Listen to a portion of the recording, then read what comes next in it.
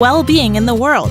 Visit us at www.worldhappiness.foundation. We are realizing a world with freedom, consciousness, and happiness for all.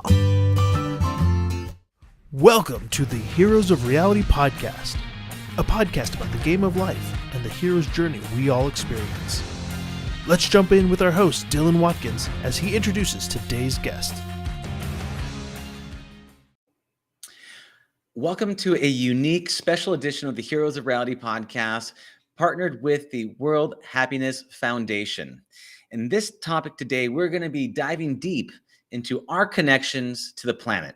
And I have a very special guest on today, Garrett Stuart. He is an environmental consultant, a biologist, a marine scientist. He uses a diverse background and love of storytelling to drive change in our future generations. His passion lies in bridging the gap between nature and our youth to teach families sustainable and safe farming and gardening techniques. And so without any delay, I'd like to welcome my friend, Captain Planet. Yo. What's up, homies? How we doing, everybody? Hey, Cap, man. It is good to see you, man. It is good to connect. When we're having the World Happiness Day, World Happiness Week here, talking about the planet and our connection to it, I could think of no one else to bring on besides Captain Planet. So, I'd love to talk to you a little bit about happiness and the planet. Absolutely, and boy, you kind of struck a deep note with me, as you said, in our connection to the planet, because that's what we're missing. There's an old Lakota saying that we have, matakliase, which means we're all related. We're all connected. And it's not just talking about all of us two-legged beings like the humans. It's talking about the homies too. The plants and the animals and the rocks and the stars and all these different things. We've even dived into it with science a bit, as far as the quantum physics theories and things like that. You could kind of say that those two things are one and the same. But it's that connection to happiness that's what I'm all about. Yeah. A connection to nature. Well, and you can feel that with the planet too. You're right. Like looking at that, feeling connected to the planet. Like when you see animals and birds and trees and nature, and you see it flourishing. When you walk into a budding forest, you can feel the life. You can feel the happiness. But when you see animals get sick, or you see some oil spills or things that happen, and you see the pain, you feel the pain because we are connected. And you're a part of it.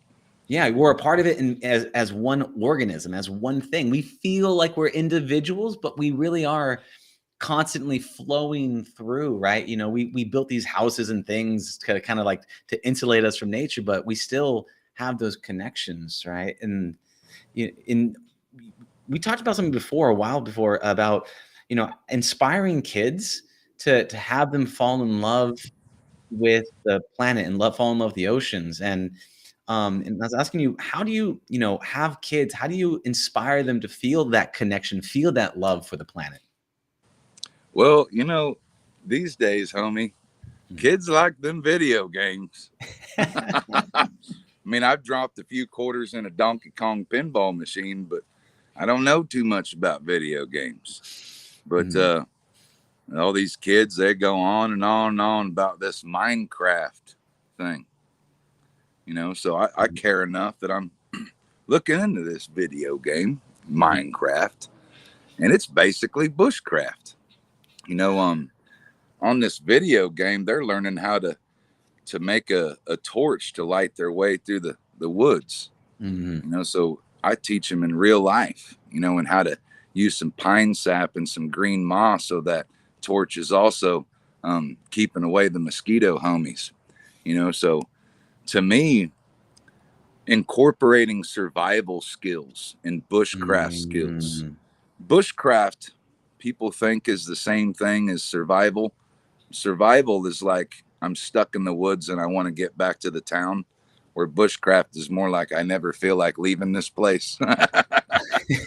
So how to like live in nature.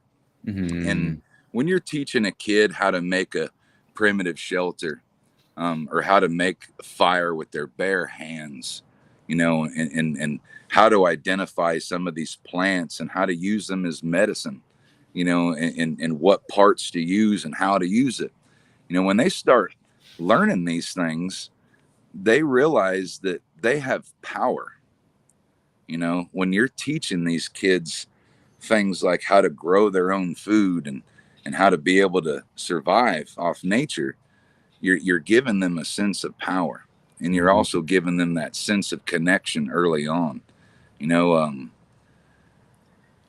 See, I can't imagine how sad it is to not be connected. You know what I mean? I talk to a lot of people that aren't connected to nature, and they're sad. I can't imagine how alone that really feels, because I've never truly felt it. Even if I'm alone, I've still got the homies all around me. I've got life all around me. And one single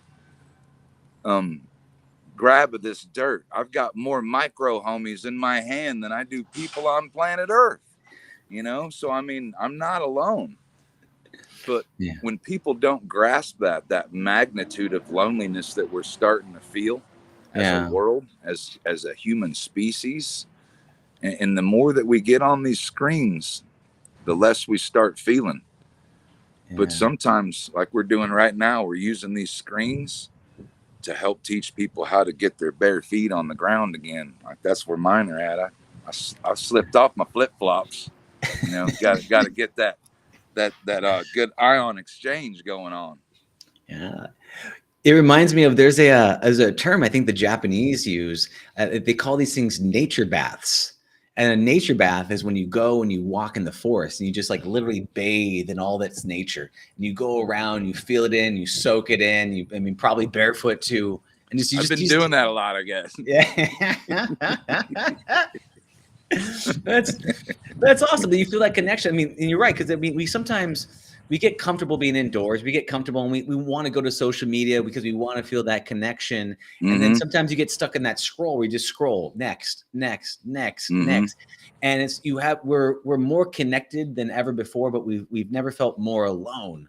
And sometimes that feeling of going into nature and like breathing in the air and like looking up at the trees or wherever you're at and just soaking all that stuff in, you feel, while you're not around people, you still you feel like you're connected. That you feel that warmth on your skin. And what advice would you give to people that want to feel that connection to nature? Like what would be something that anybody can do to kind of just make education? That's why I like to do my thing, is because people aren't feeling as connected because they don't know the stories, and I'm not just talking about cool old stories from old time. I'm talking about science too. Have you ever seen that movie Avatar with the blue people? Yep. Yeah. One day soon we'll be able to prove that that's real with science as far as that connection. So remember the mother tree and how these homies could just plug their hair into that mother tree and get connected. Well, on planet Earth, that mother tree isn't a real tree. It's actually a mushroom. It's mycelium. So this mycelium, imagine a big cobweb all underneath the earth, all underneath our soils. And this cobweb is like a network of roads. So literally, I can put my foot down right now like I just did, and my foot is covering over 300 miles of these mycelium roads. And when I pick my foot back up, these roads are interacting and changing, grabbing new organic matter and sending it to different plants. So this is how plant homies can communicate with each other. Not only just a species within a species, but can communicate to other species. That would be like me walking up to a raccoon like, "What's up, Daryl? How was your day?" I'm like, "Oh, I found this big old mess of berries. You want to share them with me?" And like, "You bet." I mean, those conversations exist in my head, but they're not really happening. But with the tree homies and the plant homies, it's all about sharing. You ever wondered how a forest stays green, but there ain't no landscaping crew out there fertilizing the place? you know. Yeah. The homies. It's this beautiful, amazing network. And even, when you said that about how when we're in a place full of animals and beautiful birds, and even if your place has been hurt, like my place has been hurt, they're cutting down on my forests and my water's hurting, but I'm still connected to it. I'm still not alone. So, like, remember, just because some of our earth hurts doesn't mean that we need to give up and stay inside of our homes. Like when I'm hiking, I'm like praying. When I put my foot down into the earth, I realize that my descendants will be walking, picking up my vibes. So I'm making sure I put good vibes and healing vibes. So when I put my foot down, I'm imagining my healing energy going into that earth and how I'm communicating and how I'm connecting with the earth. And then when I pick my foot up, I'm taking some of that pain away from her, and putting it in a place where it doesn't hurt anything again. So it's like, as you get this connection, it gets deeper and deeper to where a 38-year-old redneck can't even talk about it without getting teary-eyed. It can be that intimate, to where every footstep you're walking like you have 3,000 ancestors walking behind you, and you got the homies counting on each footstep, and nowadays we just kind of, we only move when we get sick of sitting still. We're never really truly walking with any purpose. And I don't mean theoretically, I mean physically walking. Like most people when they walk into the woods, they just kind of, looking around like it's their first time there. They don't know what to do. Doing that, and that connection gets deeper and deeper and deeper, and you can let it go as deep as you want it to. No different than that movie Avatar. Why do you think my hair's long, homie? I got my halo plug in there. What's up, Mother Tree? You're gonna start weaving. Days like today where I'm tired, I still have enough. You know what I mean? Like yesterday, we were driving over to Lake Okeechobee and deploying the first mechanical harvesting equipment. I had the Everglades coordinator for FWC there in support, like good things that we're doing for the planet. A lot of times we're getting that planetary doom. What you guys see on social media, it gets kind of bad, but as a scientist, I'm telling you, things are good. There's a lot of good things happening too, but we don't talk about the good things enough. And that there can affect your happiness too. 100%, it colors your world. And just to look at this real quick, you said that you're doing something for harvesting in the Everglades. Can you talk a little bit about what that is? So this is for Lake Okeechobee. So we have a really bad problem with chemical addiction. Our politics are addicted to spraying Monsanto's Chinese chemicals all over the place, and it's hurting our ecosystems really bad. So some good friends of mine have been working for a couple years on this, and I've always been a huge supporter. The company's called Aquaculture, for anyone that would like to go in more depth on it. But basically, instead of spraying invasive weeds, we're mechanically harvesting them, which Lake Okeechobee's huge. You can't just load up a boat full of plants and drive it back to shore. That's an all-day trip. So what this is a barge system that turns it into a mulch slurry that sends it via hose, and we're spreading it on hay fields for farmers. And that way we're relying less on mining fertilizers while at the same time cleaning up legacy nutrients, in Lake Okeechobee. Oh, that's awesome. So you have an issue where you're getting these plant growth that you necessarily don't want to be there. So instead of putting toxins on them and polluting the ground, you're actually repurposing it to actually use it as fuel and nutrients for hay fields and Absolutely. other areas. So you're actually They having to take more, the nutrients out of the lake and then yeah, we put them where it's usable. yeah. And Absolutely right. see, and that's one thing I think a lot of people lose. It can be overwhelming to try to save the planet, to try to save the ocean. It's just too much. It's so much. Like, Yeah. there are a lot of people go, I'm one person. I can't take action. I can't do a thing. It's pointless. Why even try? I might as well just throw litter on the ground or whatever the thing is, because there's no hope. We're all doomed, right? And that is not true, because our future isn't written yet. Yeah. And what are things that, some things that people may not be aware of that they could do that could help them to take action, or to give them hope that we can actually kind of push this stuff in the right direction? Before I talk about what we can do, also remember, for anyone watching this that thinks to themselves, I'm just one person. So am I. So am I. Look how much I've been able to get done. The more we start dissolving that mentality that we're only one person, it's an oppressed way to feel. Mm-hmm. And why I'm saying this is because I want the people watching to be inspired on just how much one person can do. And I'm not talking about me. I'm talking about all these people that are in my mind. My auntie Betty Osceola, and all these, just one person doing so much.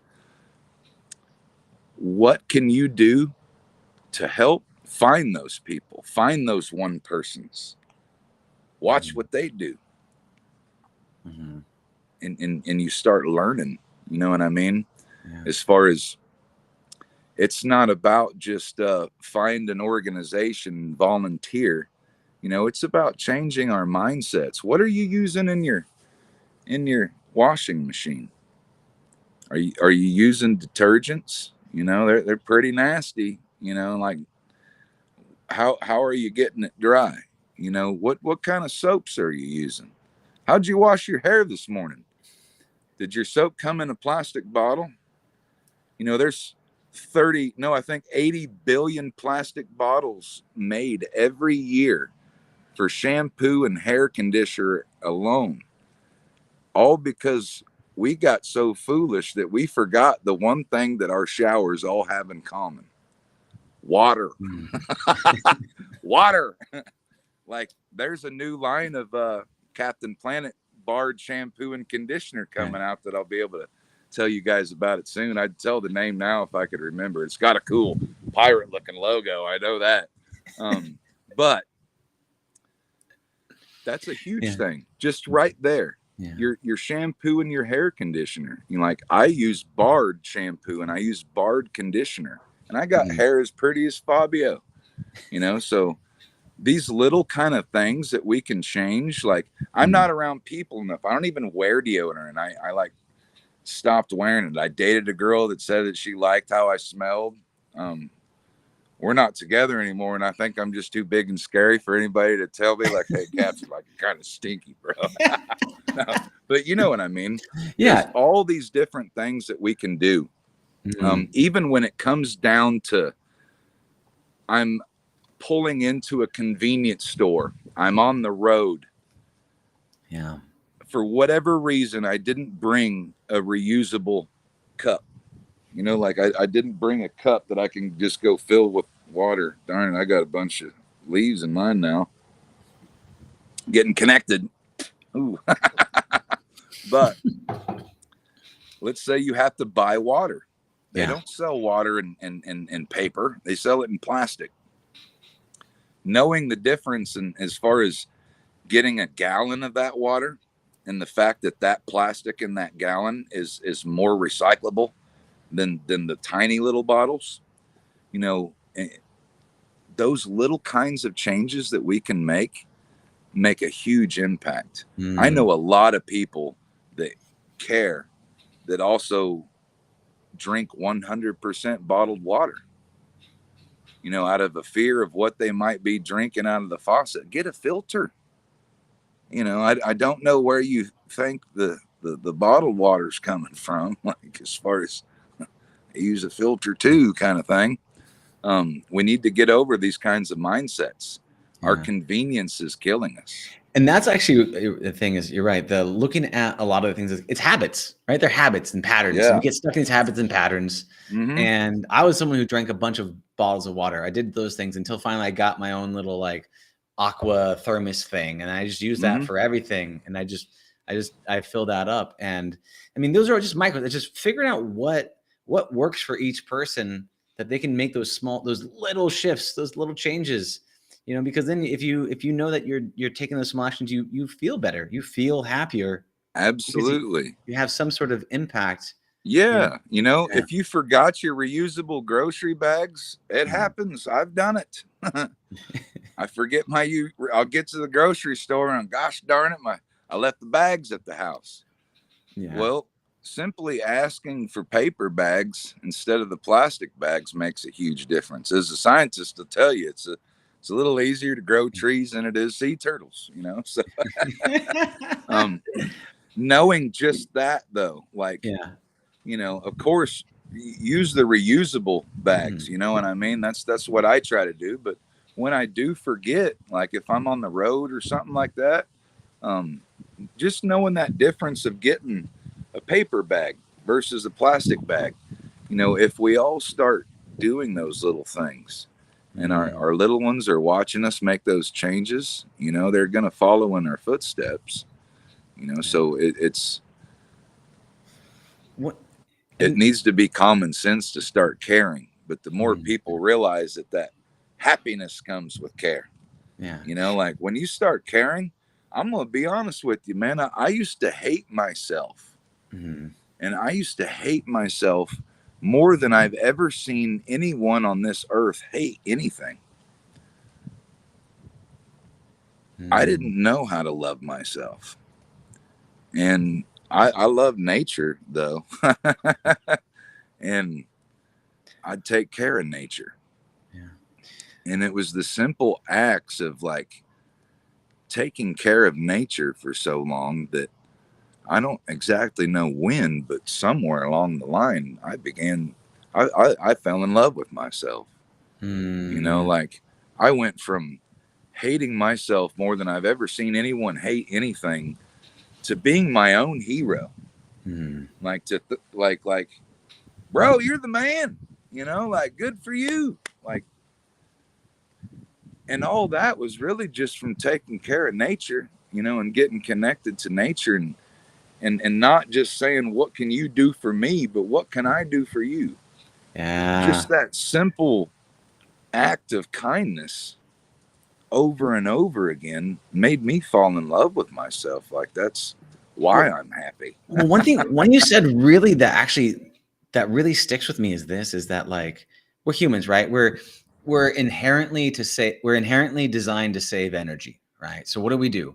We want the easiest, most comfortable path that we can take, the convenience, right? Okay, give me the water bottles or give me the other things. It could be anything, right? But then over time, we can't view ourselves with respect. We can't view ourselves that we're the heroes of the story because we know we're taking the easy path. And so there's this feeling that we could be doing more, that we could be more, and then that we could give more in some way, shapes, or forms. And then until you take those actions, right, you view yourself as like, oh, I'm just getting by versus I'm doing my part. I'm a and there's the thing about you're taking the easy path, the convenient path, right? But it doesn't feel like you're a part of the tribe of the planet, right? And so it's like, and so once you feel like you're a contributing member of the tribe, you feel this sense of I have a purpose, I have a place, I have a responsibility. And sometimes it's inconvenient and sometimes I don't want to do it, but then you know you do it and you can view yourself with respect and you can view yourself as being that. And I think that is one of the big missing pieces that we have. But sometimes we need that moment. Sometimes we just need to get beat down to realize that we need to change. And and it happens for everybody at different moments in time. And I'm curious for you, like, what was that moment for you? Like, what was that like were you always Captain Planet, or what was the thing that caused you to transform? No, I wasn't always Captain Planet. But I really like what you said about being that tribe of Earth, you Yeah. know. And speaking of tribal, like I had someone of a tribe, I'm not going to say what tribe, but Mm. they told me once that European people didn't have souls, and and didn't mean it in a mean way, and I kind of asked like how do you think that? Mm. And said, well, look at how they treat the earth. Like, how could they have a soul? They weren't saying it mean, they were saying it with a broken heart, bro. Mm. But when you were talking about that, man, I couldn't help but to hear that. Like when you were talking about that Yeah. lost connection and like that lack of respect for oneself, Mm-hmm. and like maybe in all that, we've started to literally lose our souls. You know what I mean? At least lost contact with it, lost Yeah. connection with it. You know what I mean? But Yeah. as far as me, no, I hadn't always been Captain Planet. I used to be a trapper. Um, I used to uh, I used to take advantage of my knowledge for nature, and I would trap animals and club them in the head and take their furs to trade for bad things. Um, since I was a sophomore in high school, I was prescribed opiates by the Mm-hmm. doctors because I have a back thing, this back disease. Mm-hmm. And I'm not saying it as an excuse. I'm saying it to where like my mind wasn't really right, regardless, because those kinds of things can really cloud our mentality and our connection, and I was running a trap line, and this was back when I was still in college, and I heard a whimper, Mm-hmm. and I heard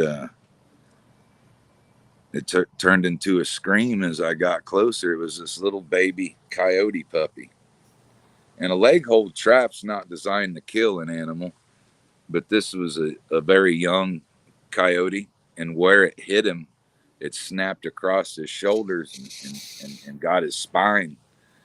There wasn't any saving this little feller, and I felt pretty bad about it. But I lifted that club up for what would be the last time, and I rained it down on him like a thunderbolt. Mm-hmm. When I always scratch at it because it didn't ever heal. This is like shit. It seemed like 20 years ago or something now. But I cut my hand on the trap, and my blood mixed with his blood.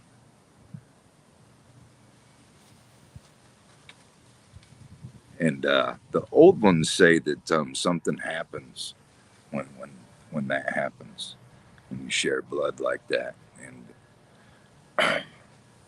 getting all emotional. I saw myself through the coyote's eyes, and I didn't like what I saw.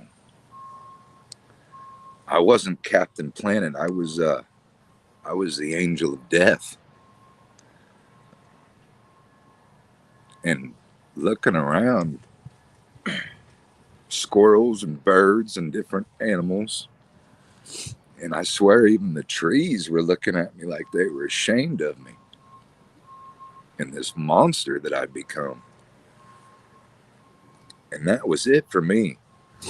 I went home and I physically melted down the traps so that they couldn't do that anymore.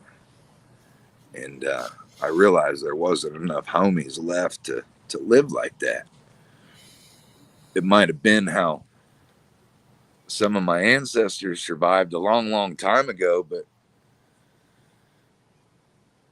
maybe back in the day, being a warrior was about hunting buffalo, but maybe today being a warrior is about bringing the buffalo back.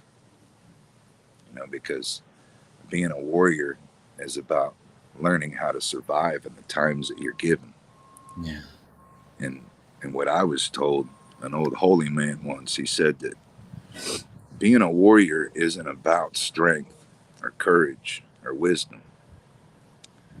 Being a warrior for a man, and he was specific about being a man because he didn't know what it was to be a woman. But being a warrior for a man is about learning how to cry and being vulnerable with your tears.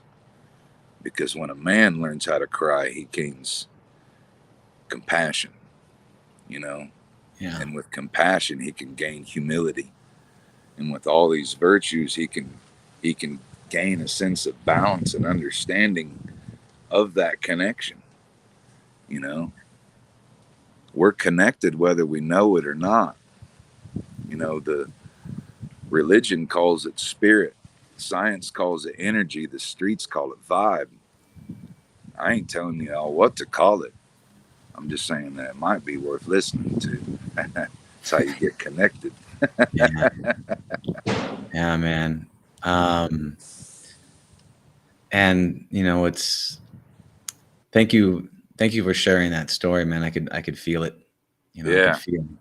I could feel the energy, and I could feel it, and the pain. And you know, I've noticed that, like, for me personally too, is that moment of great sadness transformed you into making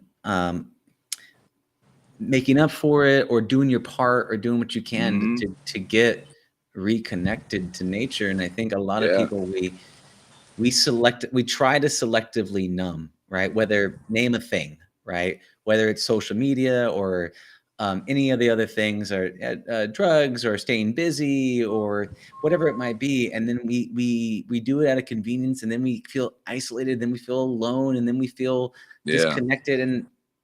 And what's sad about that is that, like, I mean, we get chronic anxiety, right? We get these low level things that happen over time, you know, but what you really need is an extreme, like, you know, you're in the forest and a jungle cat starts chasing you. You better run. You better run now. You better run hard. That is the right time to be scared, because you Yeah. are dinner, right? You You're need gonna that. get eaten. You need that, right? You need that burst of a thing. Yeah. But some people have this chronic sadness, right? That happens over time, that it's nothing and so intense like you experience, right? It's nothing so intense like you experience where you're like, enough is enough, I'm going to change. And instead, it's all this, like, low level chronic anxiety, sadness that happens over time, that it's never enough, right? To Yeah. do it. And they just kind of, like, become less than what they could potentially be by having that one major hit. And I mean, on the topic of that, you know, talk to me a little bit about this integrated, this science of sadness, this really, like, what makes us this way? Why do we feel this way? Why is happiness so hard? Yeah. Right? Yeah. What's this about? Because, you know, happiness is kind of a human thing. Yeah. Happiness is merely a perspective, you know. So why is it so hard for us to be happy? Because happiness doesn't survive. Being scared survives, you know. And that's really what you're getting at with the science of worry and the science of sadness. I give everybody an analogy of our raccoon homie, a cousin of ours, another mammal. We know that we're mammals. We at least don't argue that, you know, we're mammals. So the raccoon can eat 1,000 things that taste good, and he'll never remember it. But he tastes one thing that makes him sick, and he will remember it for the rest of his life. And he'll even go around the forest writing little Yelp raccoon reviews over it, you know, about how bogus this plan is. The reason why is because you have to. You have to know what makes you sick. you know, every time that raccoon, at least down here where I live, every time that raccoon gets a drink of water, he's nervous as hell because the alligator lives in the water and they'd love to eat him. You know what I mean? So it's one of these things where we're still cavemen. We just build our own caves now and call them houses. Like we all still live in a cave. Like mine's right there. You know, so we're still mammals. And all of our cousins and including us, the reason why we're here is because we're good at being stressed and we're good at being worried and we're good at staying on top of that worry to the point that it doesn't lead to our deaths. I mean, if there was some doofus raccoon that was just never worried about getting eaten, like he would be in the extinction list. He would not be here. You know what I mean? Like everything on this planet basically exists because of a long process of worrying about trying not to get eaten, worrying about food, worrying about water, worrying about shelter. Those are the four inherent worries that everything on the planet is worried about.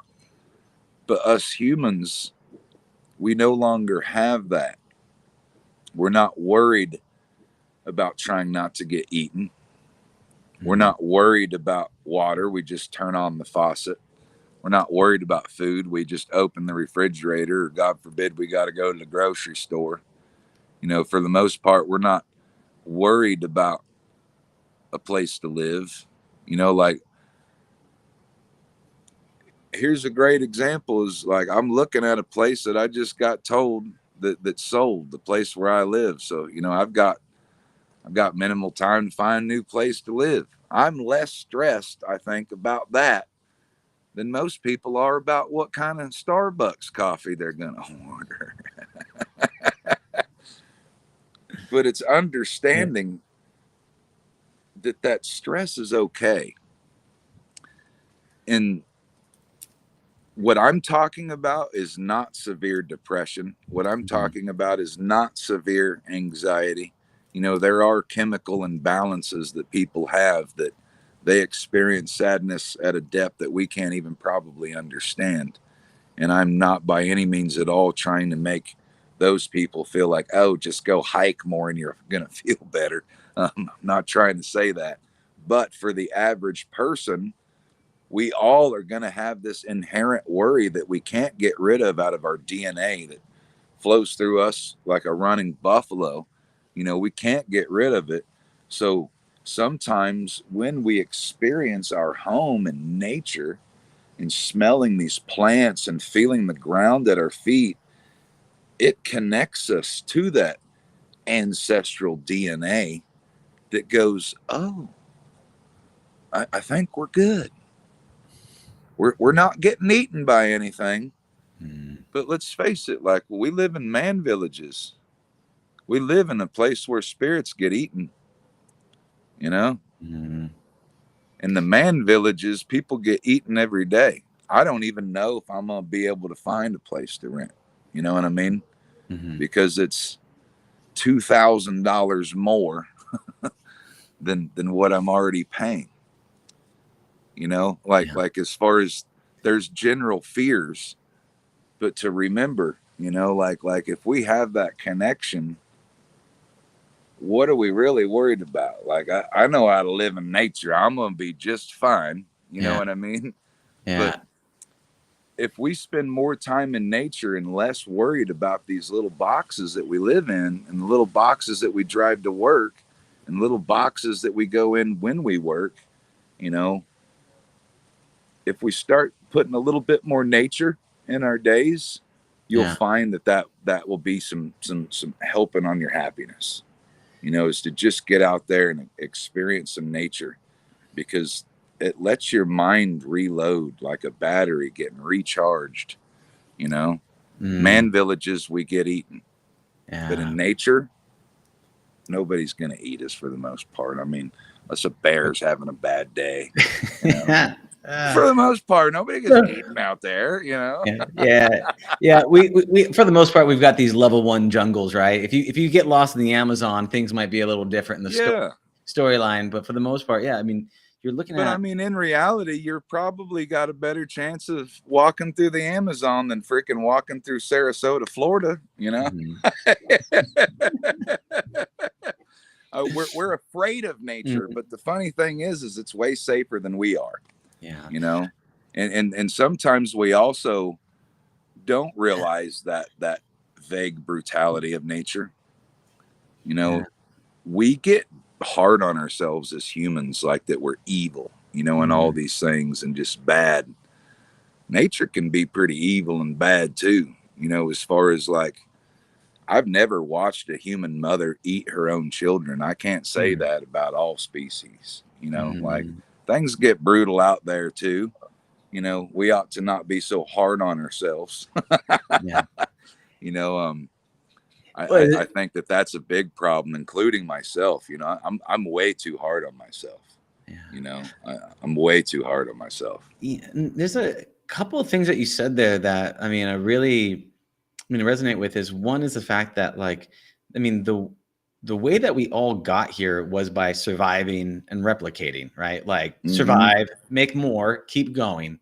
And the ones that were the most worried, the most concerned, or the most frightful, you know, the evolution doesn't really care if you're happy. It just says, hey man, just if you can just stress out the entire time, you'll survive. But there's a difference from just surviving to thriving to being in abundance and having that kind of mindset. And there's also a thing about part of the being happy is accepting your emotions. A lot of people, what they'll do is they'll try to mask up, right? They'll be like, I'm happy. Yeah, everything's good.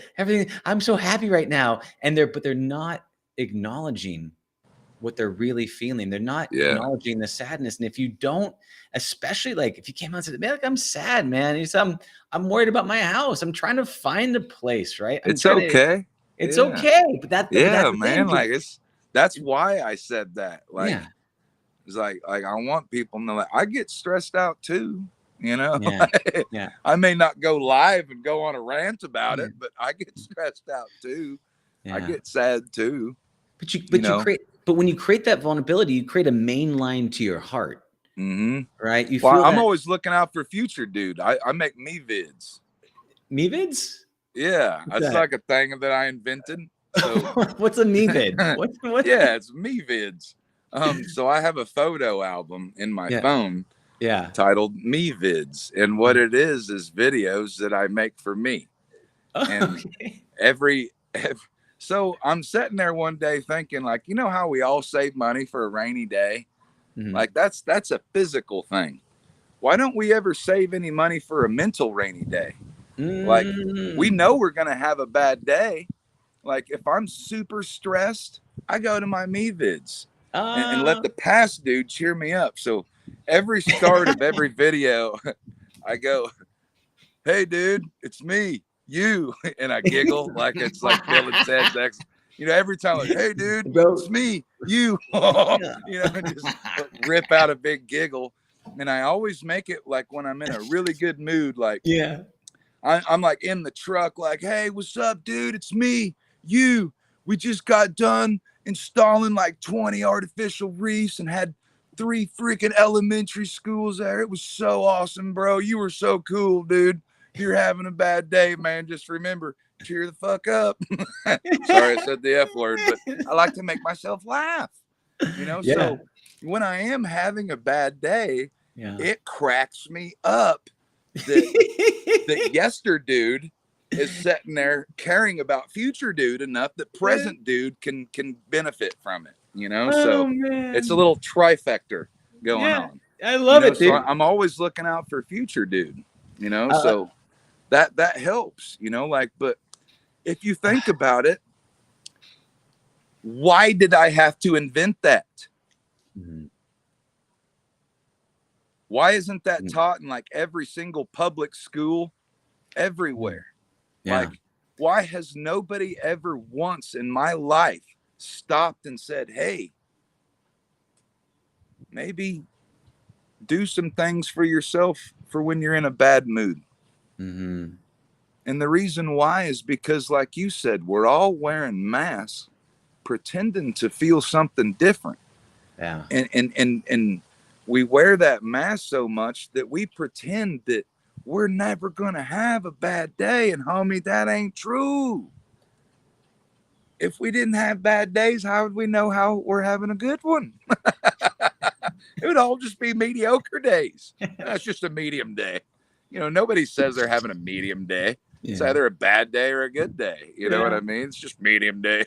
I mean, you might be feeling it, but you're never going to say it's just a medium. I think I'm going to do that. What kind of day you have, God? Medium. I'm going to go with a medium well. It's a 5.5.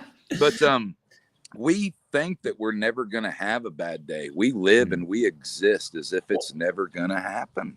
And there's the shame around communicating that you aren't like, okay. Like, especially for like dudes, we usually get two emotions. You get two emotions, good or pissed.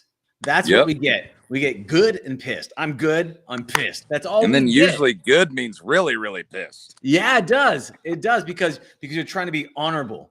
You want to be honorable. You're trying to be a stiff upper lip, right? But you don't. It's not true. But there's like, if you could just get that out, right? Oh man, Gary Cooper and John Wayne and them boys sure did a number for us. It's like me and you were raised by the men who idolize those men. You know what I mean? And this whole men don't cry, BS. Like we need to help each other heal as men. Yeah. The women have always been doing it. You know what I'm saying? Like they're always down to talk to one another and help each other heal. Yeah. Like, but we're not a lot of times. And and I get it. Like I can get a text from a friend about his problems, and my first thought's like, I don't want to hear about your problems. But I gotta end that mentality. Like how can I sit there and say that we need to help each other as men heal if I'm not willing to actually do it? You know what I mean? Like that mentality is so programmed into my mind that it actually exists in there still. Yeah. Like to where I'm like, God dang, man, like what kind of friend are you?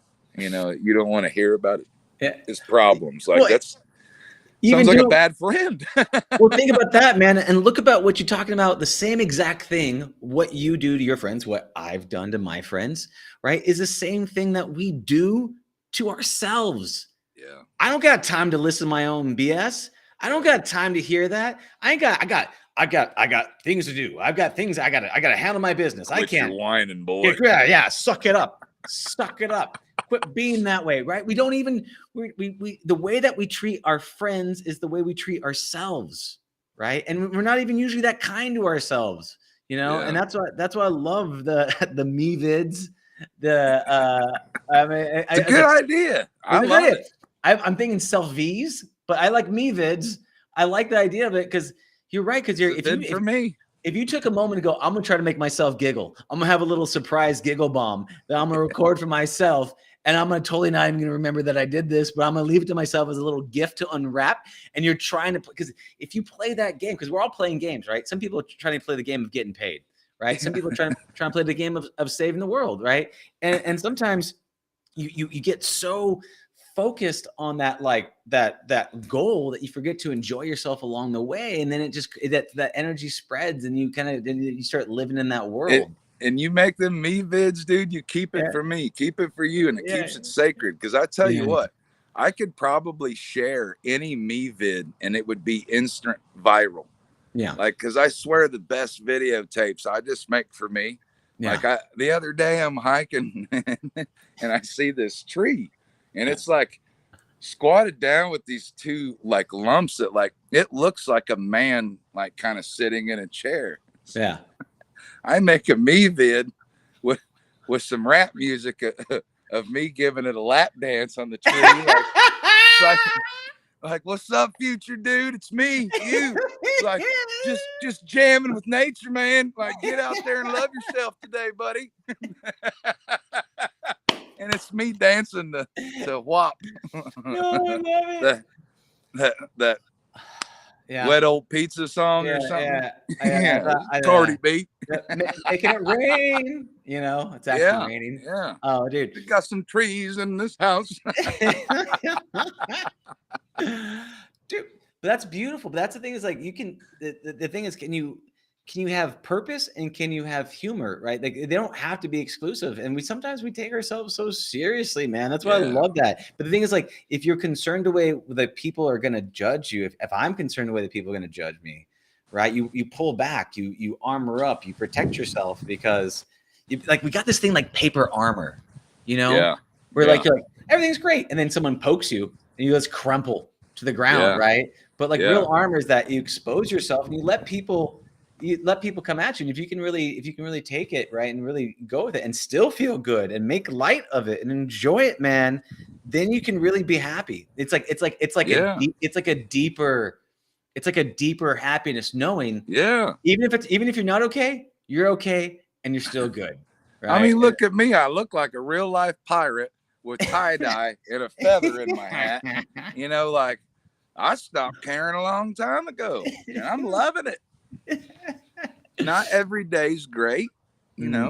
There's always going to be bumps, but like getting through those bumps is kind of what defines us.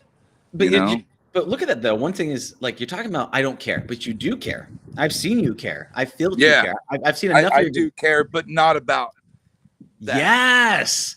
But look at that. That's what creates the happiness. The happiness is you're caring for something more than your own ego. Absolutely. Like I was going to say, like I don't. Me saying I don't care sounds dumb. Like because I care a lot. Yeah. I just meant like about the appearance. Sometimes, like in the science realm, they want you to be all serious looking, and I don't fit the bill. I know. That's all I don't care about is fitting that bill.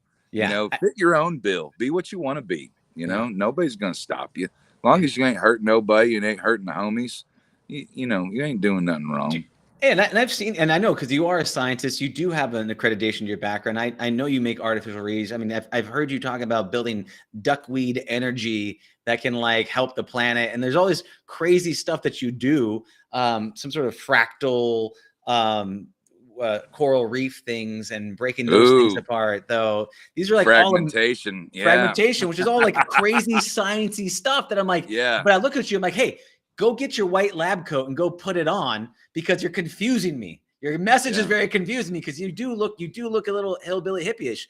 But my white lab coat's tie-dye too, bro. Real quick. I want to talk about that because I remember that fragmentation. I want to shift into that. Talk about that just because I think a lot of people don't really know about it. And a lot of people think, oh, our oceans are done. Everything's over. There's nothing we can do with our oceans. But there's some crazy tech stuff that you're working on that other people I know that they're working on. And I want to just talk a little bit about that and what that looks like. So my boy, Dr. Coral, he's man, that guy's like one of my best mentors, like tighter than Garth Brooks's jeans kind of thing. Gotta love Dr. Coral. His real name's Dr. David Vaughn. So Dr. David Vaughn was growing corals, right? And he was actually growing them for aquariums so that people wouldn't go out and rob the real corals. And then Jacques Cousteau's grandson came up to him and like congratulated me, like you missed it, and of course Dr. Coral, like his biggest hero is Jacques Cousteau, and Jacques Cousteau's grandson, like you missed it, huh? And, it's like, what do you mean? And so he's looking out over the reef and said, why don't you grow them for out there? Replant the reef, and it's like, oh, this is great. So we would grow these corals about to the size of a quarter, and then we would plant them back on the reef. Problem is reefs are dying pretty fast. We've already lost about half of the world's corals already. Good news is, don't stop watching after that news, is we can fix them faster than they're dying now. So it was taking 3 to 5 years for a coral to get that big as far as to be able to plant. And then what happened was what we call a Eureka moment in science. So Dr. Vaughn went to move one of the corals that had fallen down. It had fallen off the track and it attached itself to a PVC pipe as we were growing them in like a lab setting.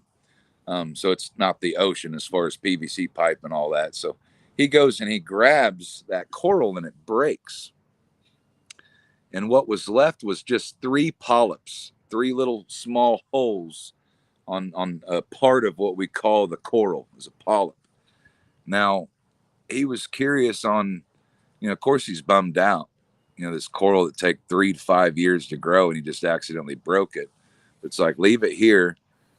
Want to study it to see how long it takes to die due to stress. Well, 2 weeks later, each little polyp had grown what was previously taking us 3 to 5 years to be able to grow. We didn't realize, but if you singled down a coral to 1 polyp, it basically thought it was a baby again. How much did you and I grow from day 1 to year 5 versus year 30 to year 35? Yeah. You know what I mean? So it grows exponentially.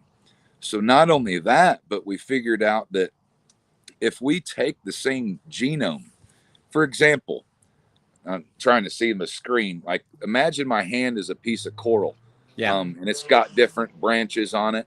Imagine all these branches are experiencing coral bleaching and turning white and dying, except for this branch. We'll cut that branch off and then take it back to the labs, and then we'll cut it into 1 polyp, called that fragmenting or fragmentation. So we're fragmenting these corals to get them to grow faster. But if I take like a starlet coral that grows on a boulder, and I take all those, this is hard to wrap up all this coral biology, what people probably don't know. Coral doesn't like to grow to itself. It fights itself. As far as 2 corals don't grow together really in nature. It has to be the same thing, that same genome. But we figured out if we cut from the same coral and the same genome, and then we go out and go on a boulder, let's say the size of me, and put polka dots as far as coral growth, in 2 years, it'll be completely covered. They'll fuse back together because they think that they're from the same organism. They don't want to compete because they think it's them, So it's amazing, because what we're able to do is in 2 years, we can do what takes nature 8 to 1,200 years to be able to accomplish. Wow. So it's just a matter of getting the word out and different things. Word on the streets is Elon Musk might be fronting $100 million to help with that project. As far as the coral restoration goes, Dr. Vaughn was up for one of the X prizes. So it's some amazing stuff going on out there, guys. There's a lot of amazing science happening, and all these integrated technologies coming together faster than we can even predict how it's going to go. All helps with the conservation side of things because it makes things more accurate. We're looking at a point in time where, in as little as by 2025, Uber's talking about like being completely in the sky, like straight up Jetson cars, that all run off electric and drive themselves and all this and that. And they're showing statistics on how, that costs the average American, if you don't even think about the price of a vehicle, just the gasoline, maintenance, and insurance alone cost about 59 cents per mile to own a vehicle. Well, now they've figured out a way that'll only cost us 42 cents a mile to not own a vehicle. So it's very likely, Dylan, that our children won't ever even own a vehicle. Wow. Like they just go outside and one comes out of the sky and picks them up like the Jetsons, like it's some wild times. But with these kind of technologies, we're actually like helping the environment more than we are hurting the environment. So of course not straight across the board, you know what I mean? But for the most part, agriculture, all these things get more accurate. And when things get more accurate, there's less waste. Yeah. When you can program every single spray rig in big agriculture to have a green seeker technology satellite that's picking up the chlorophyll. Oh, we lost you there for a second, Captain. I think we might have had an audio drop out on you. Not exactly sure why, but for some reason we lost the audio. It looks like we're having a bit of a internet connection issue with you, brother. So not too sure what's going on with Captain right now because the audio just dropped and we have technical difficulties, which is what I think is incredible. And I'm going to keep talking until I can hear Captain go. I don't know if you need to sign out and sign back in to be able to get the audio to work or not. But one of the things is this, if you look at some of this coral reef stuff, and what he's talking about is that there's not a lot of technology that's available here. Hey, Cap, you back? You're back, but I don't have your audio, and I don't understand why. So no, I can't hear you, Cap. I don't know what's going on with the audio. There's no audio going on here, brother.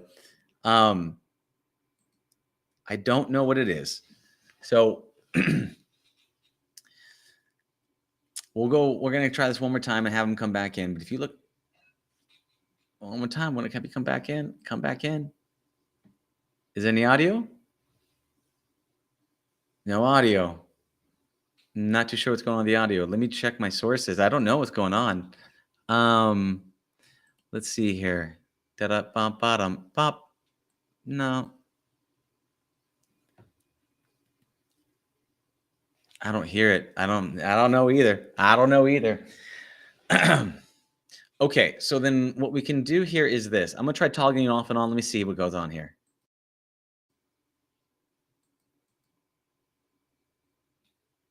Anything? Audio? Any audio? Bueller, can you hear me? You can hear me. Huh. Yeah, I don't know. I don't see anything coming through. I don't know if there's a way to switch your settings, if there's a settings inside of there where you choose a different audio source. Oh, so this is some of the technical difficulties that we're having here. And we can restart this thing. We'll see if he comes back, and we'll go from this though. We've had a little bit of a technical hiccup, but the captain was talking about being able to use the latest technologies. And when there's new technologies, there's less issues that we have, and there's more things that we can do to actually be able to have more efficiencies. When there's more efficiencies, there's less waste. Less waste means less pollution. Less pollution means less problems. And so all of that circles back with being a thing. Can you hear me, Captain? I can't hear you, and I have no idea why. Okay. So we're going to do this. We're going to wrap this right now. We can always stitch together a thing here at the end. And so what I'm going to do with this is I'm going to toggle this in, and then we're going to do a quick powwow postmort. And then we're going to go ahead and cap. What we're going to do is we're going to cut where you got cut out, and then we're going to bring it back in, and we'll sandwich those two pieces together so that we can get those things to work. Thankfully, technically we're not live, and so we can actually go through this. But what I want to say this is I'm going to stitch this one piece together, and then we can do a follow-up in a second, see what happens. I'm going to say, thank you so much for coming on, Captain Planet Garrett Stuart, for being able to make this happen. A lot of amazing stuff that we've talked about, happiness and the planet, being able to bring these things together. We talked so much about the science of sadness, what we need to do to actually reconnect with the planet, what we need to do to reconnect with ourselves. It's been so incredible. Thank you so much for coming on the show. I very much appreciate your time. Have a blessed and beautiful day, my friend, and I will see you on the other side. Take care now. All right. Bye. Thank you for listening to the Heroes of Reality podcast. Check out heroesofreality.com for more episodes. While you're there, you can also take the Heroes quiz to find out what kind of hero you are. Or, if you have a great story and want to be on the podcast, tell us why your hero's journey will inspire others. Thank you for listening.